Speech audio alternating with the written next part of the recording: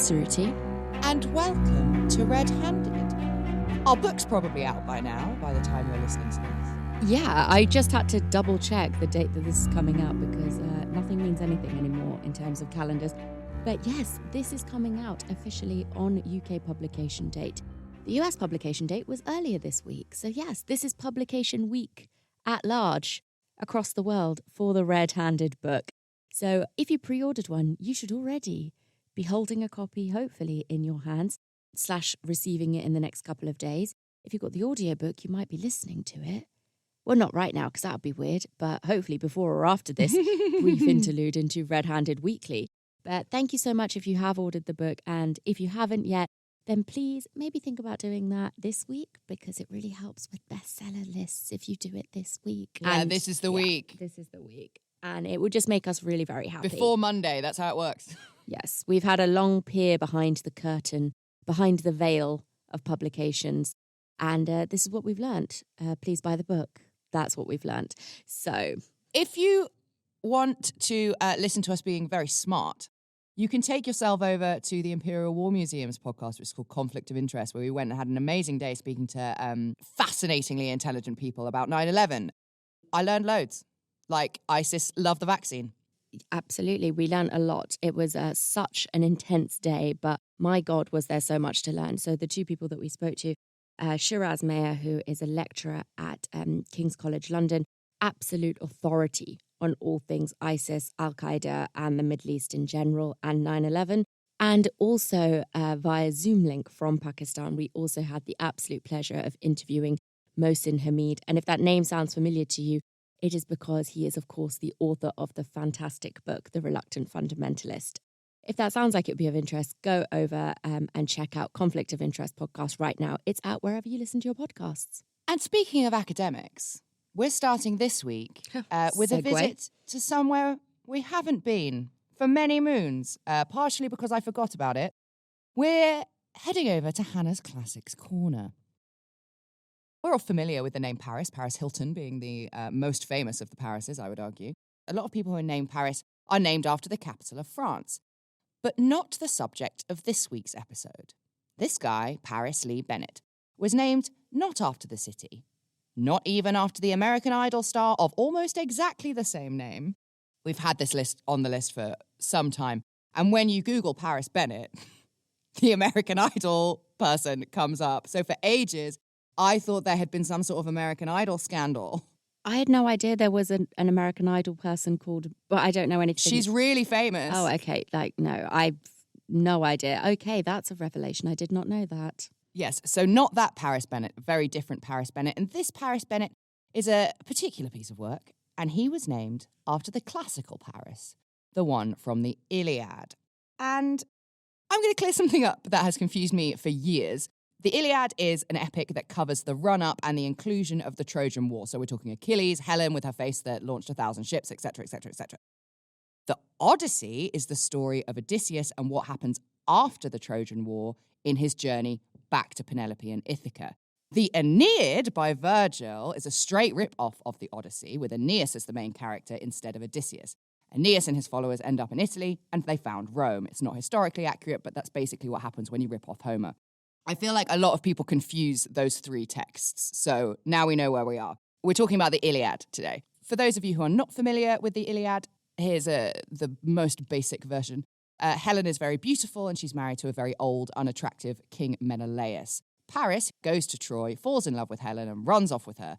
And this starts the Trojan War between the Greeks and the Trojan, famously ends with a horse. Paris is a total classical hunk and a hopeless romantic.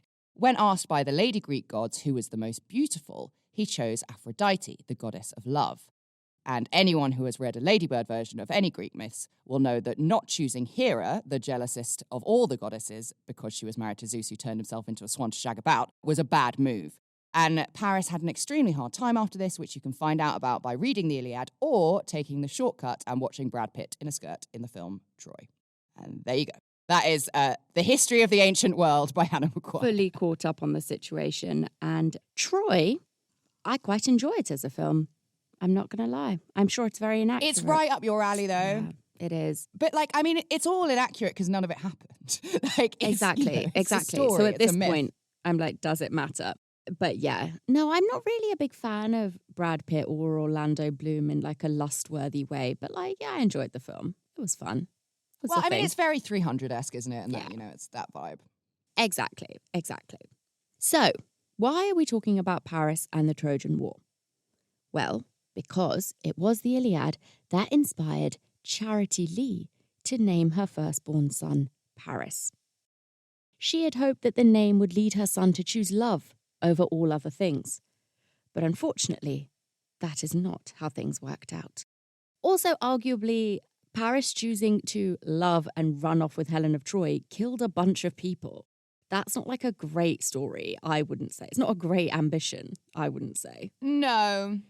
Charity sort of refers to the, like, when he has to pick the most beautiful goddess and he chooses the goddess of love. As Okay. like, oh, I want my son to choose love above all things. Okay. But actually, it was a terrible choice and it fucked up his whole life and killed thousands of people. That's what choose politics.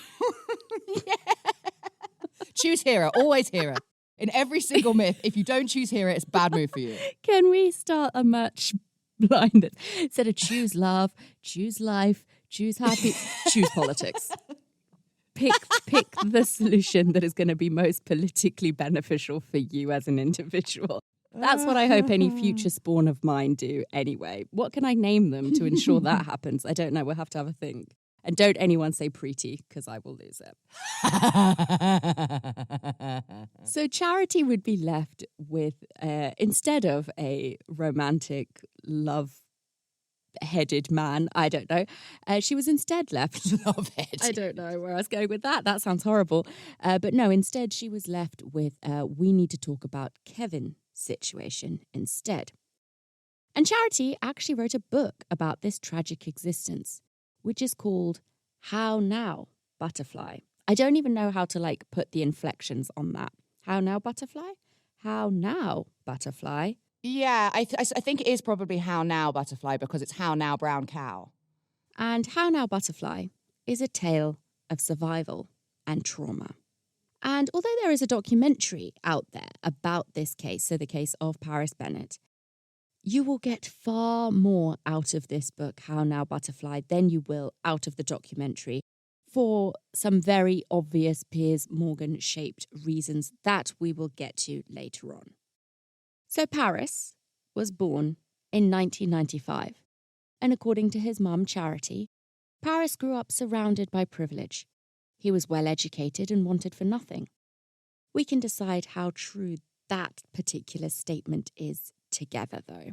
Charity is an interesting woman. To say the least. And I have no interest in dumping blame on her.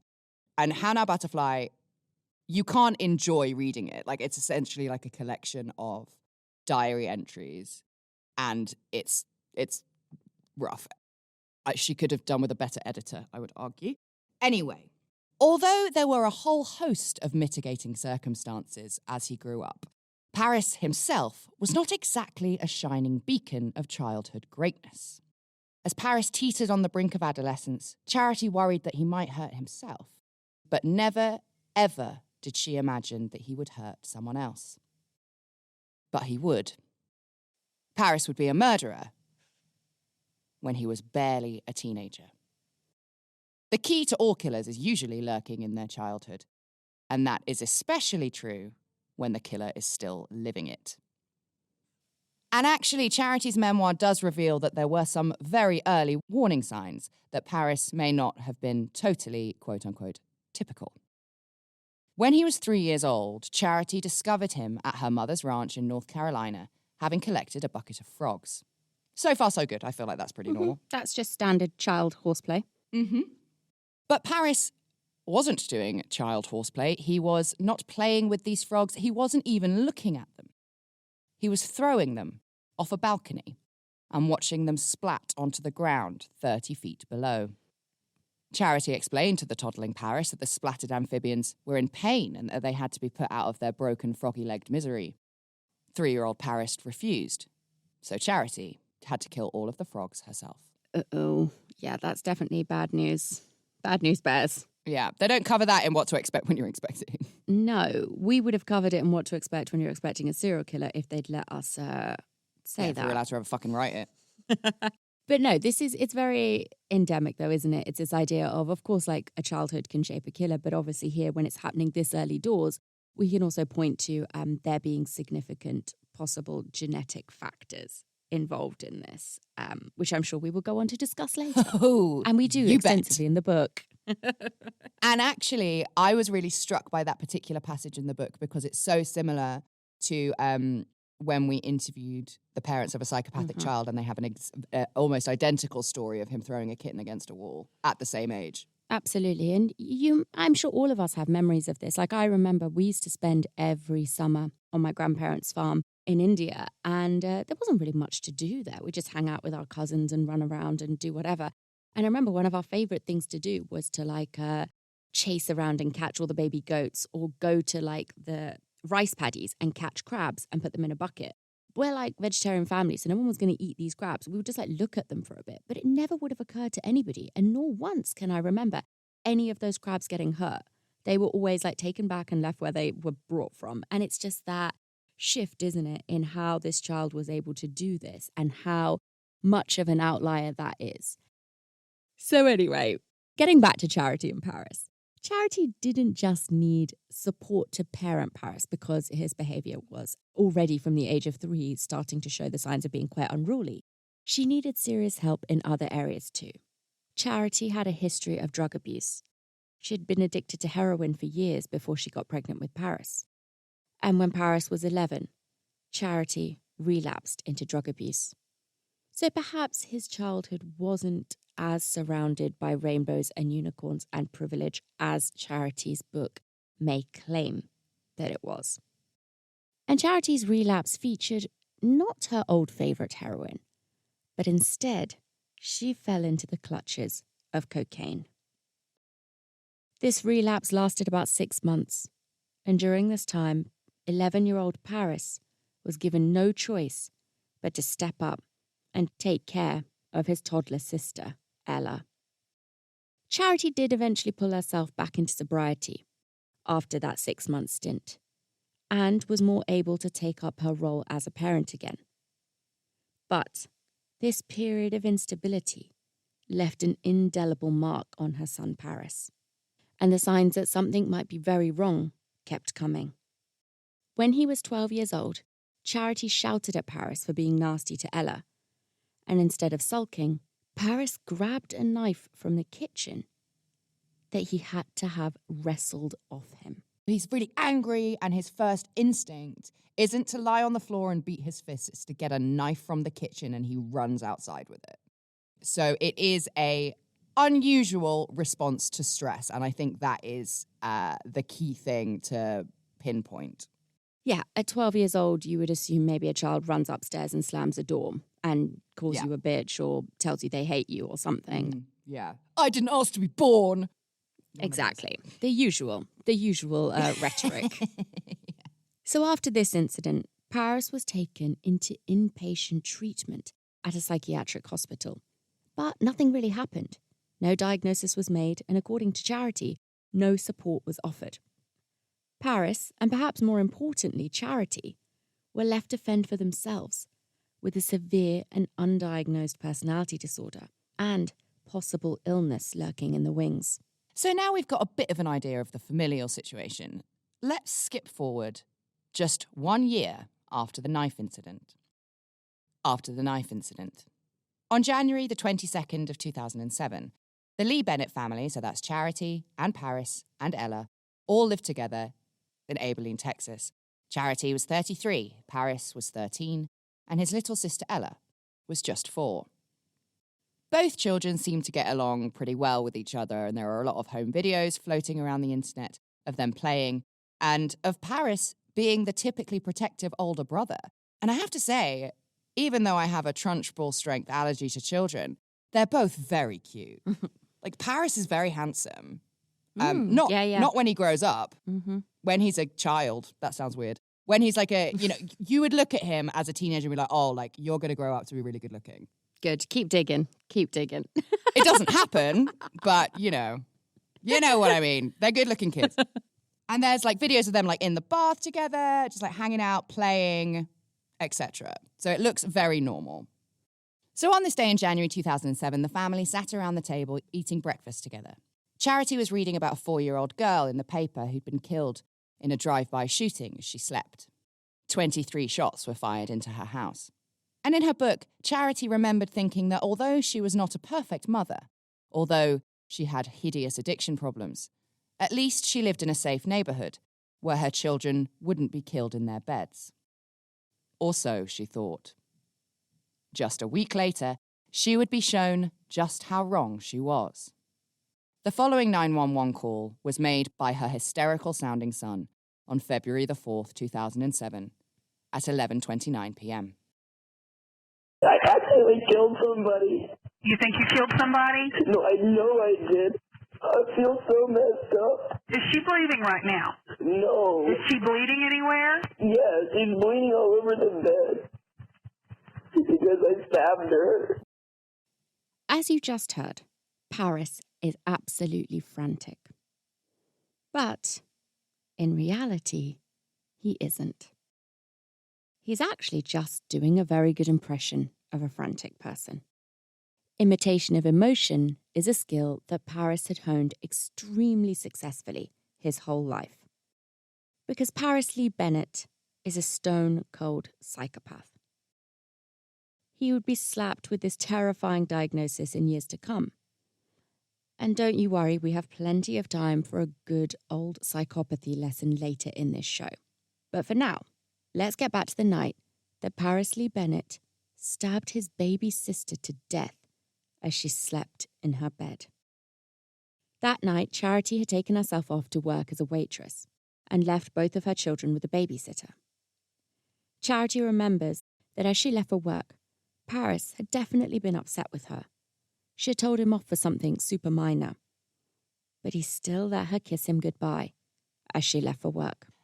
There are many versions of what happened next.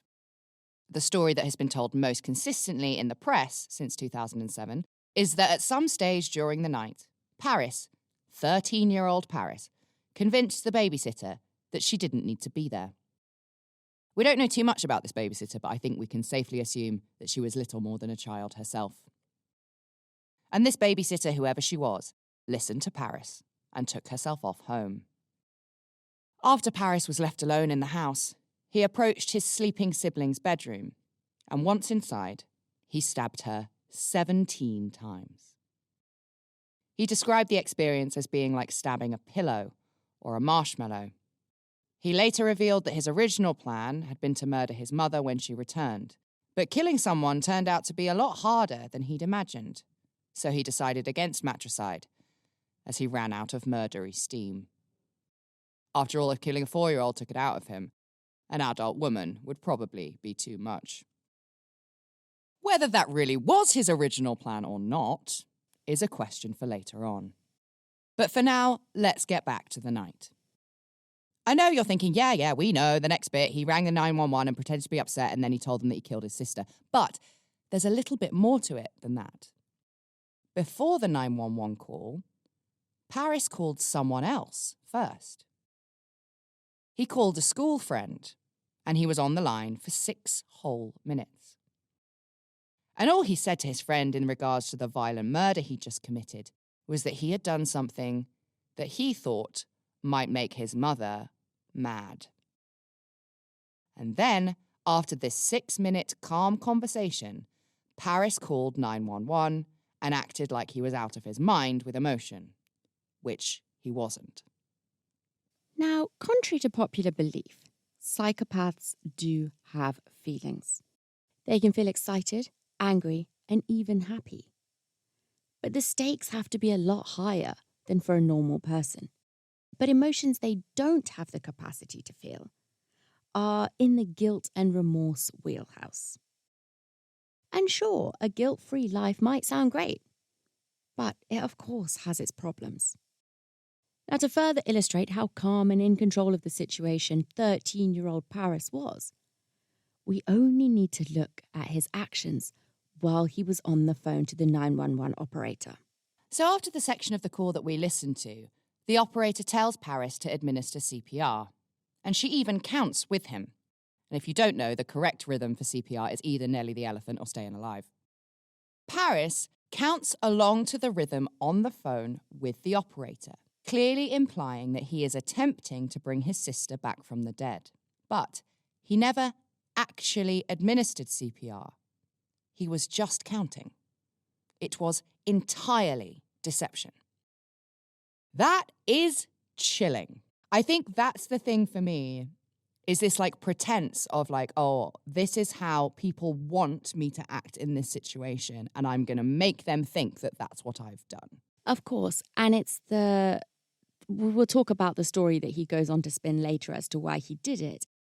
This proves the lack of remorse, right? If you had done this by accident, or if you had done this in the heat of the moment, then immediately afterwards, when you snap out of it, bearing in mind he's had a 6-minute phone call, he's had time to calm down, he's on a call with a 911 operator who is reinforcing the seriousness of what has happened.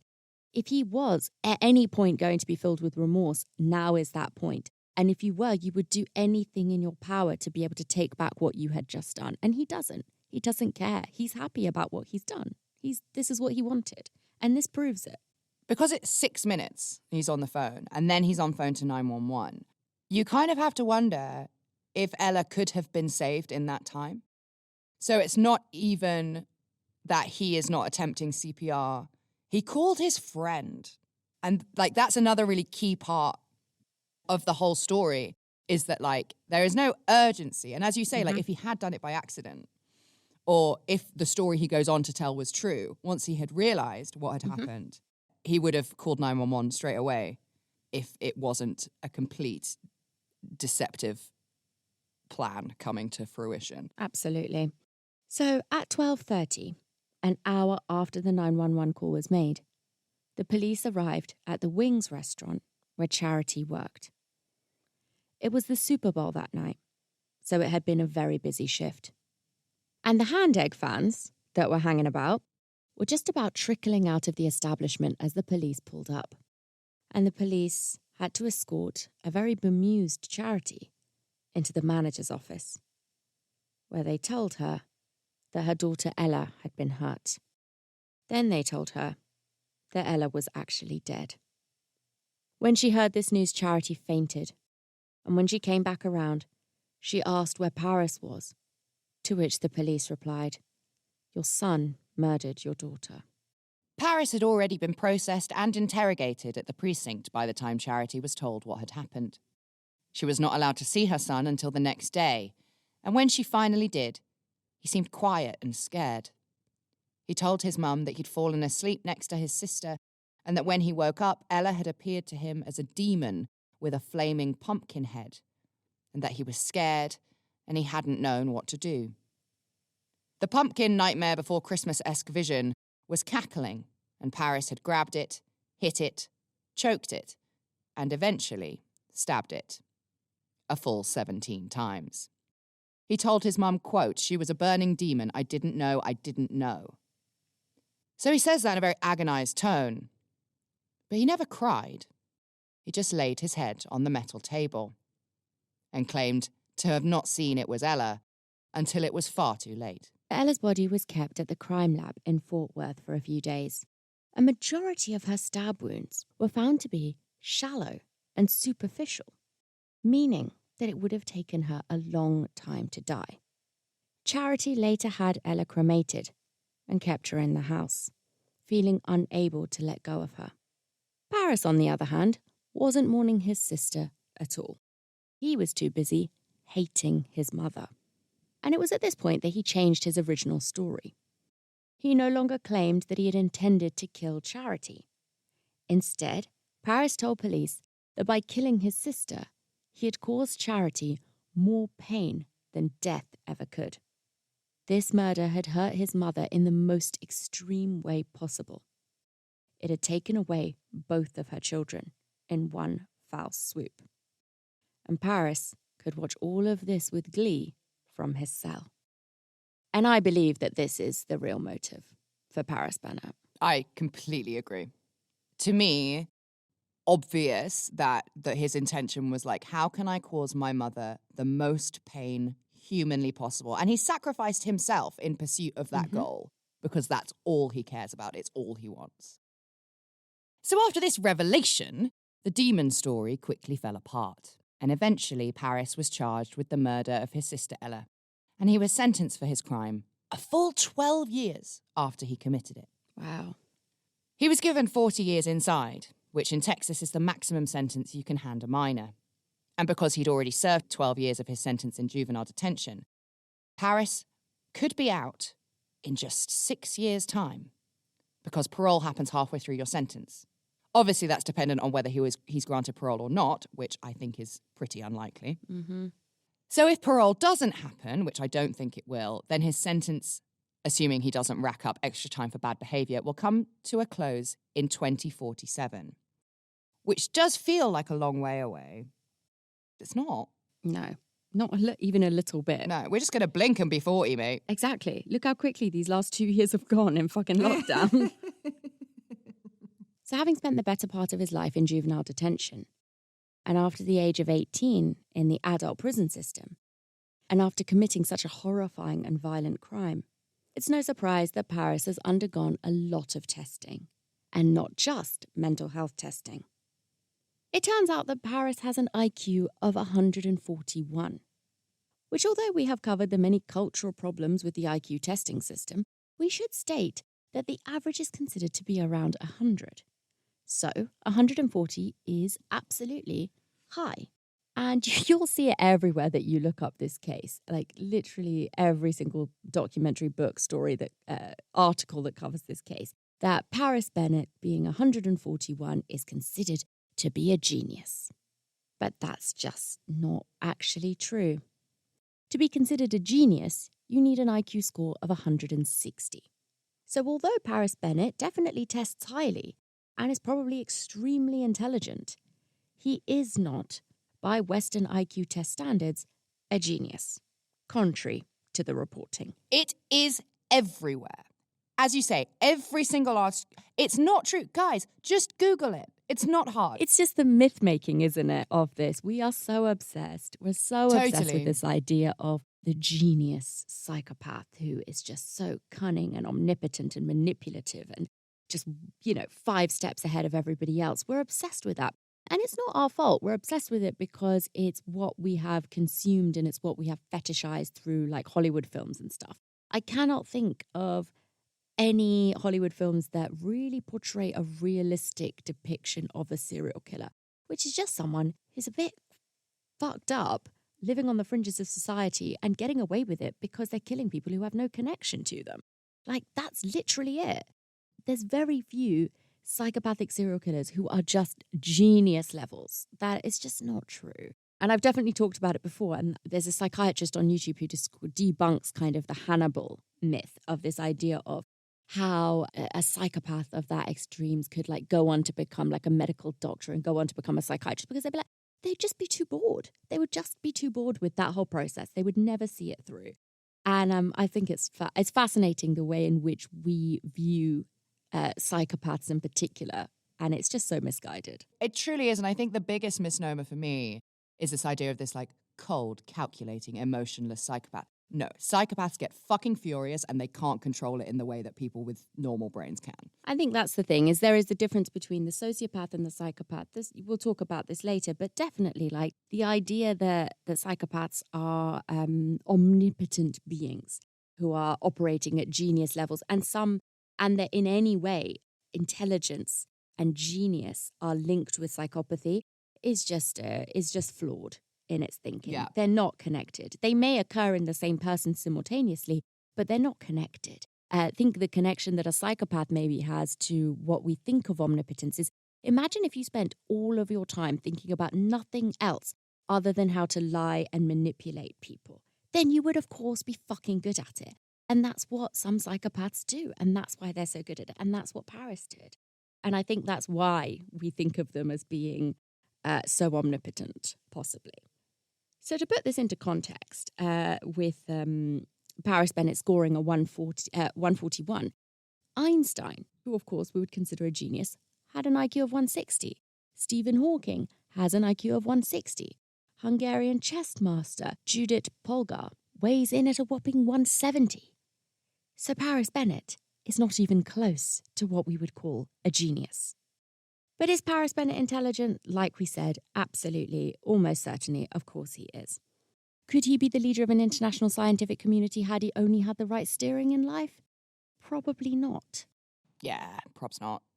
He probably would have got very good SAT scores, but he's not the next Stephen Hawking. No, and also there is if we're talking about like becoming a business magnate or a leader of industry, the studies are very clear on this actually, that beyond something like an IQ of, I think it might actually be 140, but maybe it's lower. It's beyond a certain IQ, either 120 or 140, beyond which IQ and intelligence makes no difference to a person's success in life, because it then becomes the other skills that they have, like their social skills, interpersonal skills, these things become more important. Being like, this person has an IQ of 180, they must be a genius and would become a billionaire and be super successful.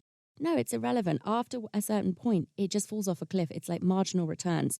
It does not determine one's success. Not that that's what we're saying here, but you know what I mean. Like this fetishization of Paris as a genius is tired. It is tired, but it probably isn't what Paris thinks, because psychopaths tend to have extremely high opinions of themselves. And if you want to go and see, all you have to do is take a flight to Texas and go and visit him in prison. Obviously, please do not do that. You can instead take yourself over to Netflix and watch a documentary that is presented by none other than Meghan Markle's best friend and the king of being able to hand it out but not take it, Stormy Offy Pants, Piers Morgan. Why Piers Morgan has been awarded so many true crime series is actually beyond me. There's one that's like, Piers Morgan, Killer Women. I'm like, why is he the one that you give a woman-specific true crime series to? I don't know. I wish I had an answer. I really don't know. I haven't got a clue, but it's out there. Right, so this documentary that's on Netflix and hosted by Stormy Offy Pants is called Psychopath.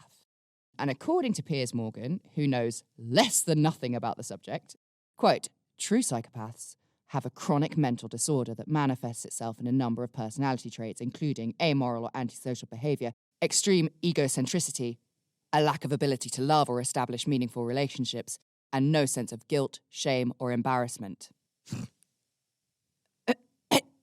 It's uncomfortable, but I'm not going to say anything. I'm just going to move on. According to Piers Morgan, Paris Bennett ticks every single one of those boxes. But if you think we're going to let Stroppy Knickers Morgan take the lead on this one, you have clearly never listened to this show before. In which case, welcome to the Thunderdome. Paris has, in fact, been diagnosed with psychopathy by a number of experts. We're not just throwing that word around for no reason, and it's not just Piers Morgan who is using that term. Mm-hmm. Now, we all love throwing the term psychopath around.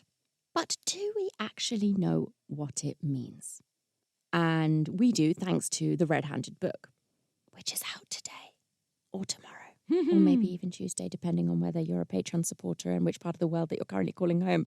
But psychopathy as a medical diagnosis doesn't really exist. What does exist is antisocial personality disorder. And inside that selection of treasures, you can find psychopathy and its cousin, sociopathy. Now, sociopathy is a story for another day. I know I've said that in so many episodes, and I promise one day we will do it. I'm just like, psychopaths today, sociopaths tomorrow. It will get there, I promise. We will. We promise. We've got years, guys. We've got years to get there. So those diagnosed with antisocial personality disorder exhibit some, if not all, of the following symptoms. And you need a minimum of 3 of the following for an official antisocial personality diagnosis. And those include violating social norms, deceitfulness, impulsivity, irritability, irresponsibility, being manipulative, and a lack of remorse.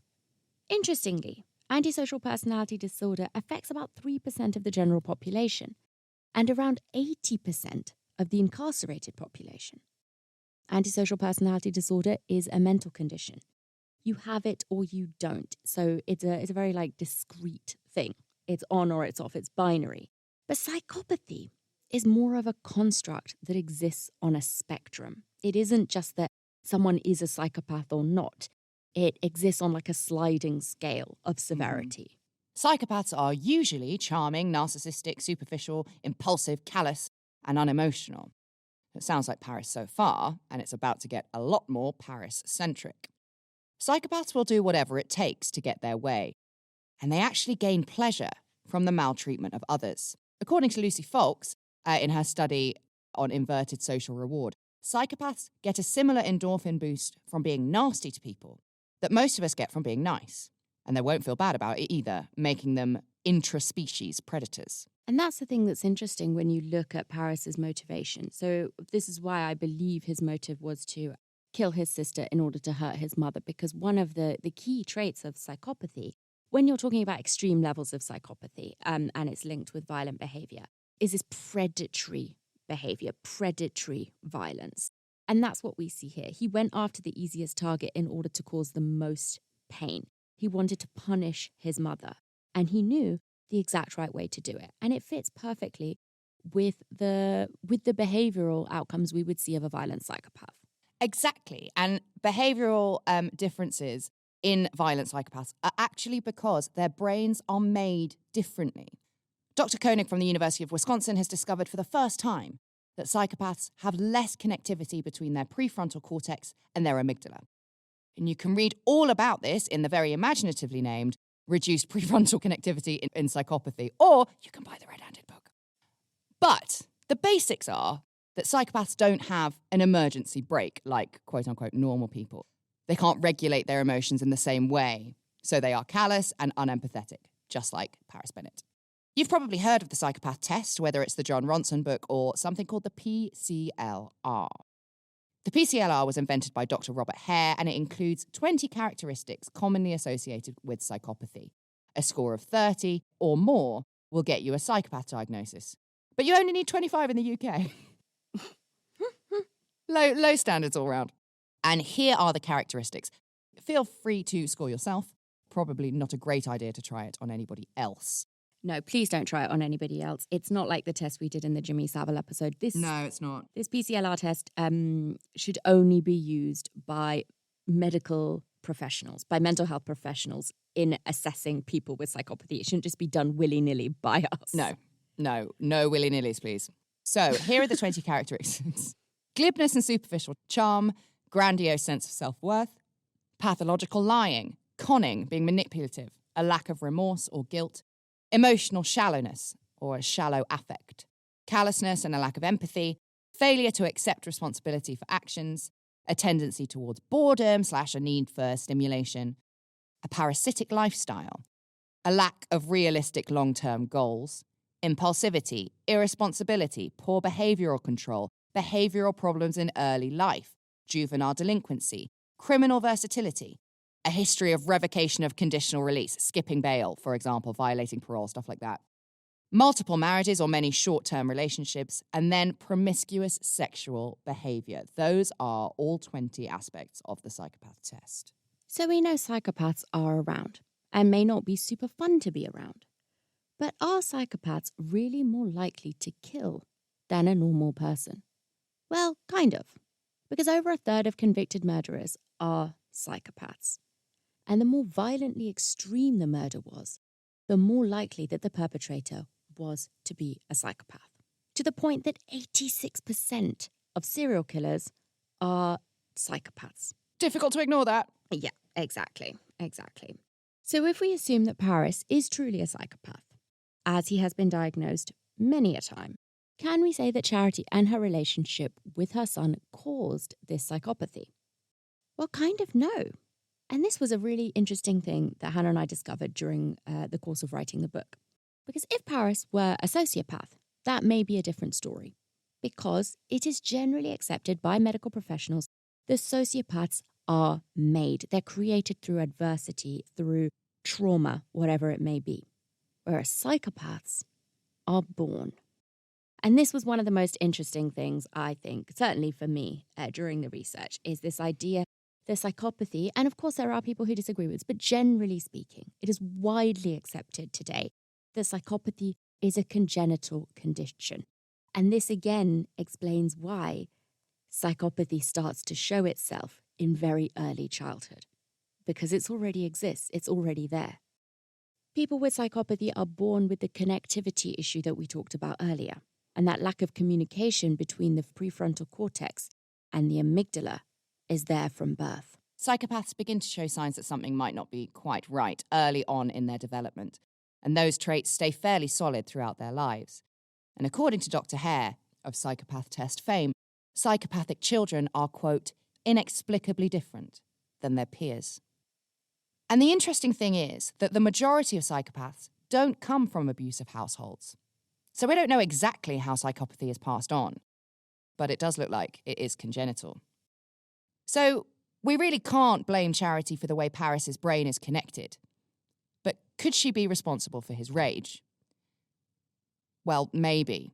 He clearly harboured a lot of anger towards her for her checkered drug past, and perhaps for being forced to grow up too fast. So let's refer back to our psychopath test list. If I could pick out one characteristic from that list that is instantly applicable to Paris Bennett, it would be a shallow affect. If you watch the Netflix documentary that we talked about, the one with Piers Morgan, and it is immediately evident the second Paris Bennett walks into shot and says, quote, "Hello everyone. Since it's going to be done for ITV, would you like me to speak in the Queen's English?" Shows what he knows about ITV. He literally is like a human embodiment of a flatline. Like, it's just nothing. Like, obviously, I'm obsessed with Aileen Wuornos, # I love Aileen. But the interviews towards her, the end of her life, she's like very erratic, but it's still sort of dead behind the eyes. And in her earlier interviews, she is just very flat. And I think Paris Bennett definitely has a shallow affect. I think it's a very clear example of it. Absolutely. And it's also interesting because there's also been a lot of research into where the shallow affect comes from, because it's not only psychopathy that is linked to that particular characteristic. And in some, it say that it can be developed because, say you have a parent that is dealing with a child, they have a shallow affect themselves and they don't respond positively or with exaggerated reactions to everything that child does. Because if you think about it, that is like our biological reaction to seeing a child or a baby. We are exaggerated. We speak in a baby voice. We coo and we are overemphasizing things. And parents that don't do that can actually induce and cause their child to develop a shallow affect because the baby almost needs it to be at such a heightened form. And I thought that was interesting. I'm not saying that's what happened here because, as we said, psychopathy is congenital, but interesting. So before we meet Paris in the documentary, Piers does a lot of serious talking with two experts, Dr. Casey Jordan, a specialist in criminal behaviour, and former FBI Top Gun, Mark Safrick. These specialists, who I am not the biggest fan of, honestly, counsel Morgan on what to expect during his impending interaction with Paris Bennett. They tell Piers that Paris will most certainly have done his homework and he'll spend the entire interview trying to outsmart Piers. And they also perpetuate the very dull lie that Paris has a genius IQ, which we already know from the most cursory of Google is not true. Piers tells the camera that Paris is narcissistic enough to think that he is smarter than him. Just going to leave that there. Just hanging in the air, pendulous. The point that these experts are trying to make is that Paris will think that he is ahead of the game and he will be trying to manipulate the interview in his interest, which is probably true. And then the experts tell Piers that Paris sees himself as superhuman, exceptionally smart, cunning, and capable of acts that us mere mortals could only observe, never perform. Which, honestly, is not even really close to the impression that we got of him. And to be honest, is why the whole documentary feels a little bit shoehorned and disingenuous. The experts are sort of watching it all on a monitor and they're like, oh, did you see that? He did this thing. And I'm like, no, he didn't. Yeah. I was not a fan of it. I really was not. But who gives a shit what I think? I'm not the Prime Minister. It doesn't matter. No, I mean, watch a Netflix documentary and make up your own mind. It's just, it just felt very like showmanship and very like, oh my God, look at him. We've got one from the wild, the elusive genius psychopath. Yes, exactly. And it's just like, yeah, this guy's not okay. He fucking stabbed his baby sister to death. But like, we don't need to weirdly fetishize it and glamorize it, which is what they're trying desperately to do. And it's very uncomfortable. So once the two Ps, Piers Morgan and Paris Bennett, are sat opposite each other, separated by extremely thick glass, again, like he's fucking Hannibal, would a pair of handcuffs not have sufficed, is my question. What is he going to do? Once they're in this situation, Morgan looks very nervous and asks Bennett why he's doing the interview, to which Paris Bennett replies, to show people that I'm not a monster or a villain. And when asked to explain what he did to his sister, Paris says, I can't easily explain everything. I think that's one of the biggest challenges for people through the years, because no one likes to be confused. No one likes to be bewildered. We like easy answers. And I do think I would agree with Paris on that. I would say that that is one of the resounding things you will find in all the world of true crime, which is people want a real clear answer. They want it to be a gene. They want it to be a smack on the head. They want it to be an abusive childhood. They want it to be like bish, bash, bosh. That's why he did it. And we know, spooky bitches, that that is just not the case, don't we? So Paris also clarifies that he had what he calls a, quote, flaming ball of wrath in his stomach that he directed squarely at his mother. The reason for this fiery ball existing is never really explored, which, again, you have to say, great interviewing, Piers. But one can only assume it was a resentment born out of his mother's drug addiction. I would think that the most obvious question to ask as an interviewer would be like, why do you hate your mum so much? But it is never even touched on. And Piers Morgan looks actively terrified the whole time.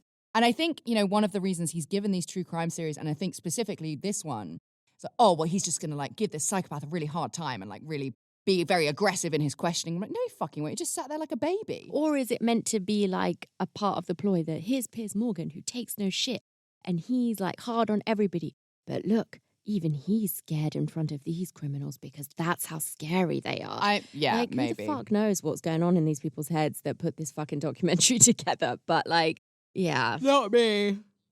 I also have this image in my head of a fucking intern or a runner being like, so guys, I looked it up and a genius IQ is actually 160 and they're like, shut up, James. Get out of here. Fucking sack this kid. Who let him in? Ruining the whole narrative. So Piers does a terrible job of questioning Paris about his mum, but he does attempt to probe into a psychopath's understanding of love, which if you've listened to our Jimmy Savile episodes, you'll know is tricky territory. Whereas Jimmy Savile identified that he loves nature when asked the very same question, Paris said, I can't just point at something and say, okay, that's love. I can't recognize it and feel that. He goes into detail about a dark part of himself that he is insistent he would never let out again. His mother Charity refers to this entity as his wolf or his tentacles.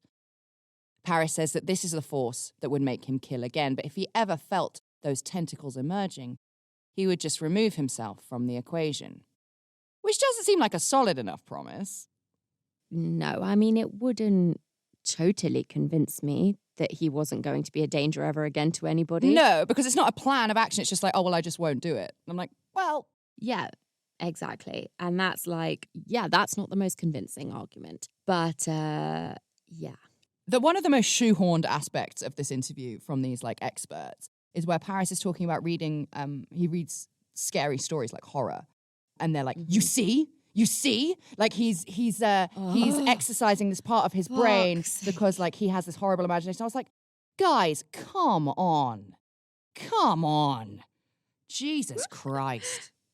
I mean, it's hard because I get it in that when they do it to everybody, I'm like, oh, fucking shut up. I can understand that with context that he stabbed his little sister to death, you'd be like, maybe read something more wholesome, Paris. But obviously, as we know, this isn't indicative of somebody. That is not the indicator of somebody with problems. That is not the indicator of somebody who is dangerous. That is something that we can plainly say. And the whole love thing about Paris talking about what love is and Piers trying to delve into what love means to a psychopath, obviously, it's a very difficult thing to explain. How would you explain what love is? But I do think that psychopaths, and we've heard from some of our listeners who are psychopaths who have emailed us and told us about their emotions around this kind of thing, which we absolutely appreciate. And I've sat down and read all of them. We both have. And there was one that was really compelling where they were talking about maybe I don't feel love in the same way as other people do or as intensely as other people do, but I still, like, what people mean to them and, like, the role that they play in their life is the way that psychopaths value a person. So, for example, Bundy, he had, like, that long-term girlfriend, and they had, like, she had a kid and everything, and he was perfectly normal to them. But it was because of what she provided him with, which was this normality, this stability in one part of his life that he craved. So he loved her in the way that he could as a psychopath. And it may not be how we would experience love or describe love, but it's how they feel it. So again, I just don't want to add to the mythos that, like, psychopaths don't feel any love, because they do. It's just in a different way to the rest of us. And Paris's love of horror isn't the only literary hook that we have for this episode. He actually does our favourite thing, which is, to quote Margaret Atwood, saying, if we were all on trial for our thoughts, we would all be hanged. Which, fine, but Paris has definitely acted out his thoughts. It's a different thing. And this is the thing, Paris, you can only quote quotes like that if you didn't stab your little sister to death. Yeah, right. Stabbing her 17 times. Yes. Probs. Yeah, leave Margaret alone. He goes on to say, yes, I did commit a monstrous crime, but that one mistake doesn't define my entire life. Which, okay. But, like, no, it doesn't define your entire life, but maybe being a psychopath does. Yeah, and also it's just, again, with the whole, the commentary on this and with Piers Morgan, I just feel like Ella is so lost in the conversation. No one gives a single fuck about 4-year-old Ella who got stabbed to death. And he's just like, doesn't define me. I did it because I hate my mum, wrath, blah, blah, blah. And Piers Morgan's just sat there looking scared and talking about psychopaths and all of this. And I'm like, fuck's sake, man. Like, I don't know. It's all so ill-conceived. And I'm like, the fact that no one seems to care about Ella is the thing that makes me, it's like the saddest part of this whole story in many ways. And if you need another reason why this documentary might not be the pinnacle of journalistic prowess, there's also an allusion to Paris having a photographic memory for every other part of his life except his sister's murder, which I don't think is particularly relevant to anything, but we should crack in here that photographic memory, in the sense that we all understand it, doesn't actually exist. Or at least it's never been proven to exist. I think we have this idea of, like, this photographic memory where you just have a file in your head and you can bring out information that you've heard 10 years ago and you can see it very clearly, blah, blah, blah. It doesn't really work like that. Eidetic memory is the ability to recall an image in fine detail, having only seen it once for a limited period of time. So, like, people who can read a script once and know it off by heart. Bastards. But, like, Paris doesn't really appear to have either type of memory. So I don't really understand why they're perpetuating this myth. It just seems very odd to me. They're like, oh, let's throw another genius quality at him for no reason. Mm-hmm. But Paris doesn't really appear to have either. And in addition, he insists to this day that he has no mental illness, that he takes full responsibility for his crimes, but that it was not down to insanity, and therefore he is of no risk to others and should be released. I mean, I don't totally understand the logic of that statement. It's not very joined up thinking, is it? I wasn't insane when I did it, and therefore I'm not a risk to society. Absolutely who I am as a person. There was no overlay of mental health. I just am a murderous bastard. But I'm fine now. Yeah. I mean, the only thing I can think of this is, like, he doesn't want to get sent to a psychiatric hospital from where he will never be released, because it is impossible once you're in there to prove that you are not insane any longer. Well, not impossible, obviously it happens, but much, much harder. And here maybe he's like, I'll just take my chances with the parole board. I don't know. This is a weird statement, though, from Paris. And whether you believe that or not comes down to what you believe about psychopathy. If you're Dr. Casey Jordan, your belief would be that psychopathy cannot be cured and that Paris cannot changed, only managed, which is why he should stay in prison.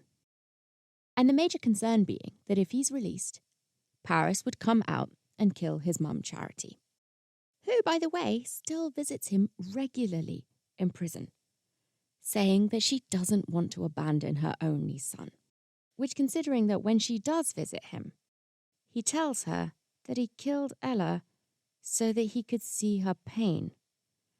So when he's saying this kind of thing, it's quite complicated to understand why she still goes to see him. I mean, I understand, like, a mother's love being unconditional. She's lost Ella. She's only got Paris left now. But he's not, like, saying a lot of remorseful things to her about it. No, he's being actively vile. And another factor that complicates the situation is the following revelation. And this is something you won't read about in most of the coverage out there. And it's something that even Big Balls Morgan didn't touch upon. As Paris was being held in a juvenile detention centre, Charity was pulled aside by police and told that not only did Paris stab Ella, 4-year-old Ella, 17 times, but that he also sexually assaulted her. I feel like this is a part of the story that is literally never talked about, and I don't understand why.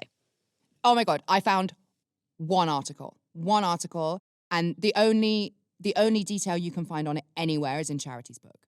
And they know this because Paris's semen was found on Ella's body and on her bed. And in the hours before he killed her, Paris had searched for and watched extremely violent pornography and even searched for snuff films. He later told his mother that he had searched for these films on her computer to make sure she knew about it. And in her book, Charity writes, quote, "He admitted the more violent he became, the more excited he became, ending in death for her and climax for him. But yet his stabs weren't frenzied. They were slow and methodical." Charity gives a lot of descriptions of her visitations with Paris in her book, and she describes his eyes being like black pits filled with rage, and also details multiple violent outbursts, including him getting her in a headlock. Because let's remember, he has no emergency brake, which is the only thing that stops the rest of us from getting our mums in headlocks. And I can't stop thinking about Charity, which I really was not expecting. And particularly one passage from her book is bouncing around my mind hole. She was in the shop when a complete stranger, a mother, walked up to her and said, "I know who you are. I know who your son is. He should be drawn and quartered, and you should be forced to watch. He is a monster, and you raised him."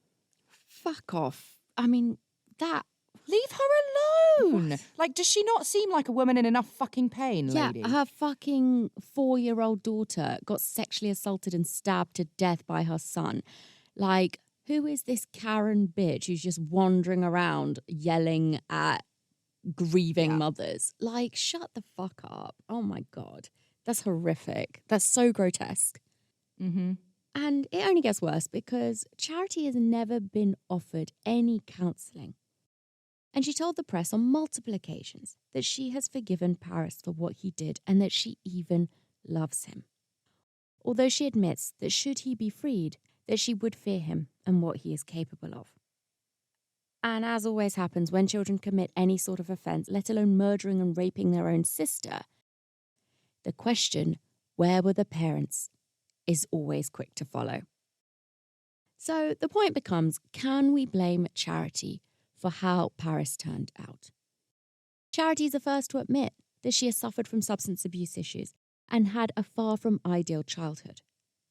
According to How Now Butterfly, her dad was, quote, executed in her living room when she was 6 years old. Her mother was charged with orchestrating his murder, but was later acquitted, which, let's face it, would fuck anyone up. And then when Charity was a bit older, she fell into a drugs crowd, desperate to be noticed. By 16, she had tried heroin and fallen in love with a feeling of absolutely nothing. Soon enough, she'd left home, moved in with her boyfriend, and was shooting smack every day. And she nearly lost an arm to an abscess, Requiem for a Dream style. So would that have affected her mothery vibes? Who's to say? But we do know that psychopathy is the most hereditary of all personality disorders. So maybe we can't blame her entirely. But having said all of that, can a psychopath really be cured? Cured? No. Lead a functional life within society? Turns out maybe. But not through retribution. According to a study conducted by Dr. Kent Keel at the University of New Mexico, it might be that psychopaths need us to be nice to them. Punishment doesn't tend to work because psychopaths don't care about consequences. And after prison, psychopaths are 6 times more likely to reoffend after they are released from prison time. And until Dr. Keel ran something called the decompression model at a juvenile treatment center in Wisconsin, everyone thought that that was just the way it was, a kind of an immovable object. The decompression model was basically positive rather than negative reinforcement. Kids with psychopathic traits were given candy bars and video games when they exhibited positive behavior. And the kids that were included in the decompression model experiment reoffended 34% less than the boys who weren't in the experiment. And the boys who did go through the decompression model system were 50% less likely to commit a violent crime, and literally not a single one of them went on to commit a murder. Compared to the control group of psychopathic boys who were not put through the decompression model, it's pretty staggering, because that group went on to kill 16 people between them. So maybe Paris could be released, and with restorative justice, he could be less of a threat. But is it likely that he's been treated that way in a prison in Texas? Probably not. But if you have seen the Piers Morgan documentary, you might have noticed something. I was quite surprised by the way that Paris was spoken to and the way he was dressed. He's wearing all white, which in a prison environment I've never seen.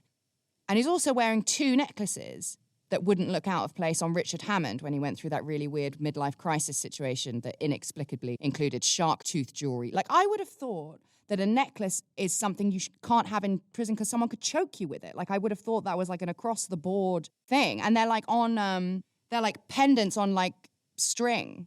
Yeah. Maybe they let you put it on if you're going to be on TV. Because I think there's been stuff like where I've definitely watched some sort of documentary where there were female inmates being interviewed and they had allowed them to have a bit of makeup or something when they were going to... I may have been Dali Routier, who was also in Texas. Okay. So maybe there is a thing of that. They'll let you get glammed up for maybe. that. I don't know. I might be totally wrong. No, I mean, that sounds like it would make sense. But the guard calls him Buddy on camera, which seems odd to me, but then maybe I just have a complete misunderstanding of the system. Or maybe he is being treated better than we imagine, but also maybe not. Don't know. It just seems odd. So what's next for Paris Bennett? Well, he could be released in 2027, although there is no saying how likely that actually is. Perhaps a more interesting question is, what next for Charity? She has learned to live with the past. She has her book, and she also set up the Ella Foundation in 2007 to help those who are affected by mental illness, violence, and the criminal justice system. And to bring us back to Classics Corner, the Paris of the Iliad was hated. Quote, he was hated among all of them, as dark as death hated. For causing, the little old Trojan War. And his mother, Hecuba, had a dream warning her of such. This Charity, in our story, was not cursed or blessed with this foresight, but she still has some words that are worth noting. We are not saints. We are not monsters. We don't have to be heroes. We just have to be ourselves, come what may. We have to be human. Which, well said, honestly. I think naming your son Paris specifically because of Paris of the Iliad is, obviously I'm not going to say it foreshadowed his whole existence, but Paris sucks. Everyone hated him so much. And it's just an odd choice. But I do think there are some sentiments in Charity's book that are quite heartwarming. And if you're wondering why Charity's book is called How Now Butterfly, worry no longer, because we are going to round off today's episode and tell you. Ella and Charity used to read How Now Brown Cow together. And then as time went on, they started looking at one another when either one of them was stumped about a problem, a situation, a dilemma, anything like that. And they would ask each other, how now butterfly? So that's quite nice. Yeah, in a fucking heartbreaking way. Oh, God. There's a lot of very visceral, emotional storytelling in the book. So they have it. Paris Bennett, a psychopath crash course, Piers Morgan making a cameo appearance. And I guess the question is, did Paris ever stand a chance? I don't know. I think there were challenges there in his upbringing, obviously, because Charity had her own challenges around substance abuse and her bad upbringing. But I also think absolutely the fact that we saw that behavior so early in Paris from the age of 3, I would say absolutely. If we're saying psychopathy is congenital, I would think it was there from birth, which is something that Charity couldn't have done anything about. But I also think, did Ella stand a chance? and I don't think she did. And that's the thing that makes me very sad. So, yeah. Yeah. Yep. So on that enormous bummer, we have reached the end of this week's episode. And we'll be back next time with something else. In the meantime, you can follow us on social media. You can go and buy the book wherever good books are found. You can subscribe to our YouTube channel if you felt so inclined. You can also bop on over to Patreon, where we'll be going straight on to record Under the Duvet. And here are some people who have already become patrons in November last year. And we're almost in November again. So we're really, really not doing well. Samantha, Draco Graham Cavan, Kat Morland, Emily Yates, Jasmine Wellborn, Aisha Wilson, Sarah Scott, Kate Roddy, Janine McDonald, Fran Wild, Sophie Narramore, Elwald Osman, Armani, Lucy Gemmell, Elwood Osman, Megan Asbill, Kate Kellar, Catherine Benson, Amanda, Elise Perrin, Alicia Driggers, Shanice Rennie, Claire Bacchus de Lacy, Jennifer Baird, Lena Trevino, Hayley Slay, Francesca Mild, Becca Riga, Jasmine Fisher, Claire Todd, Kirsten Johnston, Jenny, Liz Jones, Leslie Hooks, Isla Robertson, Rebecca Hasham, Amanda Perry, Gemma Stacey. Tag Pubnisic. I hope I'm saying that correctly. Emma, Laura McCoy, Gemma Roltz, Andrea Piper, Megan Keris, Aubrey Hamp, Paul Miller, Josie Brissy Hayes, Holly Riggs, Rose Griffiths, Tess Smith Roberts, Eleanor Goetz, Imogen Page, Judy Tang, Annie Gilman, Coral Pell, Magda Lakowska, Alexandra, Jennifer Parsons, April Moore, Sophie Hopkins, Megan Bossard, Katie Moen, Alyssa Hutchins, Bernie Myers, Olivia, Isabel, Alexandra Will, Sophie Evans, Leah O'Donnell, Jessica J, Stacey Foreman, Jana Lajaranta, Laura Mannion, Bailey Mason, Ali Simon, Amy Patterson, India Rose, Emily Smith, Kaylee Brown, Estefani Vera, Flora, Samantha Bendrick, Slovig Santoretti, S.R. and Tom Brumpton. Thank you so much, everyone. Thanks ever so much. We will see you next time for something else entirely.